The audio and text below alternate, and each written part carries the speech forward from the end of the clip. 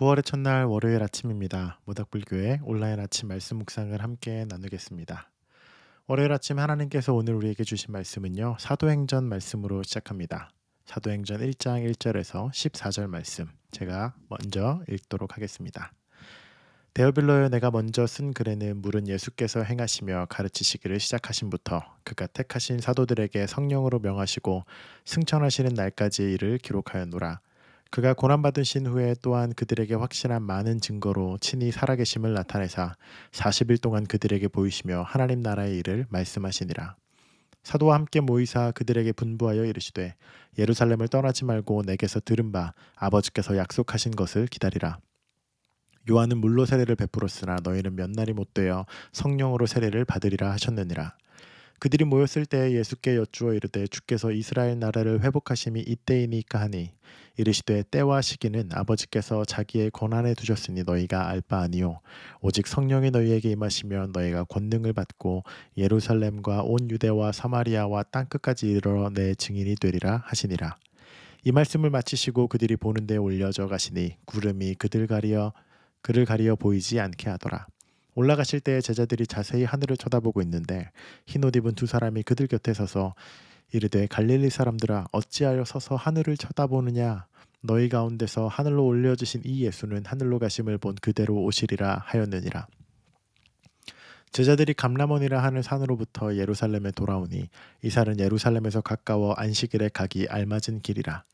들어가 그들이 유하는 다락방으로 올라가니 베드로, 요한, 야고보, 안드레와 빌립, 도마와 바돌로메, 마테와 및 알페오의 아들 야고보, 샬롯인 시몬, 야고보의 아들 유다가 다 거기 있어 여자들과 예수의 어머니 마리아와 예수의 아우들과 더불어 마음을 같이하여 오로지 기도에 힘쓰더라.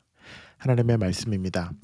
몇 달 전 모닥불교에서는 사도행전을 가지고 함께 설교 시리즈를 나눈 적이 있었습니다. 그때도 함께 나누었던 본문인데요. 오늘은 우리 뒷부분 12절부터 14절 말씀에 우리가 조금 더 주목해 보려 합니다.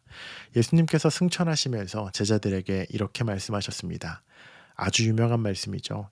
사도행전 1장 8절 말씀. 너희에게 성령이 임하시면 너희가 권능, 권세와 능력, 파워를 입어서 예루살렘 지역과 온 유대와 사마리아와 땅끝까지 이르러서 부활의 증인이 될 거다라고 이야기하셨고, 그리스도인들은 이 예수님의 마지막 말씀을 지상 명령이다, 하나님께서 우리에게 주시는 사명이다라고 그렇게 믿습니다. 어쩌면 오늘날 우리가 예수님의 복음을 듣고 우리가 기독교의 신앙을 갖게 된 것도 이 사명을 위한 이 선교 지향적인 예수님의 말씀과 또 그 말씀을 따른 예수님의 제자들 그리고 그들의 제자들로부터 시작된 선교의 역사이겠습니다.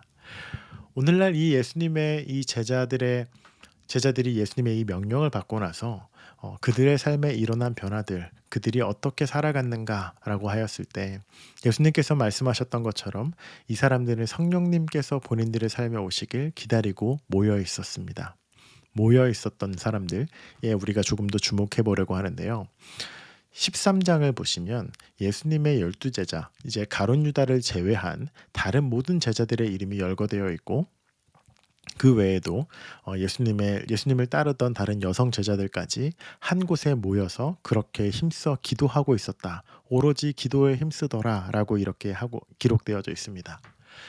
우리가 이곳에서 굉장히 중요하게 주목해야 보아야 할 것은 예수님의 증인이 되고 흩어져서 각자가 그리스도의 복음을 전하고 삶으로 하나님을 증거하기 이전에 이들이 했었던 일들이 있는데 모여서 함께 오로지 기도에 힘쓴 일입니다. 이 기억이, 이 경험이 그들이 흩어져서 복음을 전할 때에 힘이 되고 원동력이 되고 그들이 복음을 그렇게까지 많은 위험과 어려움을 감수하면서까지도 하나님의 복음을 전할 수 있었던 아주 중요한 모임이 오늘 이 기도를 하기에 힘쓴 이 제자들의 모임이었습니다. 이 기도의 모임을 오늘 우리의 삶으로 적용한다면요. 우리는요, 흩어지기 위해서 모이는 사람들입니다. 그러나 굉장히 중요한 것이 우리가 분명히 신앙 공동체라는 교회 안에 모여서 하나님께 기도하고 말씀을 듣고 예배를 드리고 우리 안에 이 모이는 시간이 있을 때, 이 모이는 시간이 강력하고 의미 있고 우리 안에 하나님의 사랑을 충만하게 경험하는 그 모임이 되었을 때 우리가 비로소 성령의 권능으로 흩어질 수 있다라는 것입니다. 고작 12명으로 시작했던 이 예수 부활의 증인 무브먼트가 수천 년의 역사를 따라 그렇게 세상을 바꾸고 사람들을 바꾸고 지금까지 우리가 그렇게 그리스도를 따르는 이러한 공동체로 우리가 교회가 존재할 수 있었던 이유는 모인 이들이 기도에 힘쓰고 하나님 따르기에 힘을 냈기 때문이라 저는 그렇게 믿습니다. 때문에 사랑하는 모닥불교회 여러분, 이 말씀을 오늘 우리의 신앙생활과 우리의 삶에 적용해 본다면 모이는 일에 힘쓰는 것, 마음을 같이 하는 것, 그 일에 우리가 보다 더 많은 에너지와 시간을 사용해야겠습니다.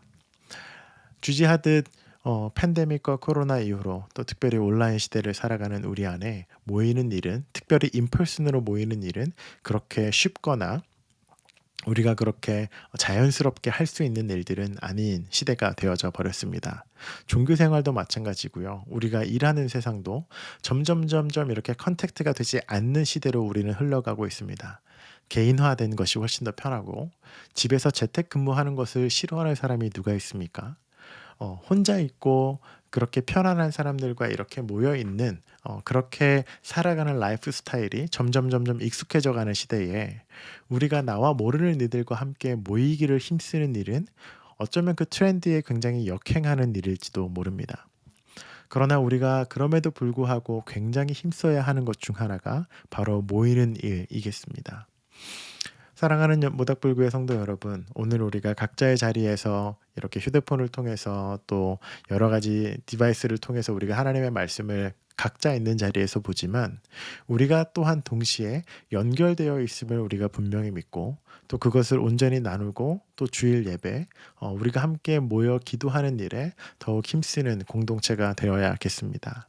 그렇게 우리가 힘써 모일 때 우리가 건강하게 흩어질 수 있습니다.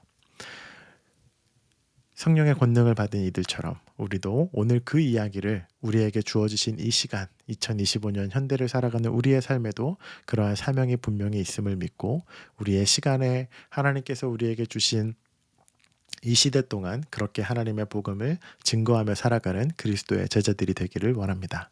함께 기도하겠습니다. 예수의 제자들이 감람원이라 하는 산으로부터 기도하기에 힘쓰고 모여 그렇게 하나님을 찬양하고 성령을 기다렸던 그 기도의 역사들을 주님 우리가 오늘 봅니다. 하나님 흩어지고 떨어져 있는 것이 너무나도 자연스러운 시대. 서로 얼굴을 마주하고 대화하기보다 그저 떨어져 있어 서로에게 필요한 정보들만 오가는 그러한 시대를 살면서 하나님 우리가 편리함을 누리기도 하지만 또 반면에 커넥트되지 못한 그러한 고독감을 누리기도 합니다. 하나님 신앙의 여정 가운데 우리 안에 더욱 힘써 모여 기도하고 더욱 힘써 모여 하나님의 말씀을 보고 주를 더욱 알아가는 그 공동체성을 회복하는 우리들 되게 하여 주시옵소서. 그리하여 우리가 건강하게 흩어지기 위하여 건강하게 모일 수 있는 그러한 신앙인들로 주님 우리를 세워주시옵소서. 감사드리며 예수님 이름으로 기도합니다. 아멘. 오늘도 하나님의 말씀이 성령의 권능이 여러분의 삶 가운데 충만한 하루 되시길 기도하고 축복합니다.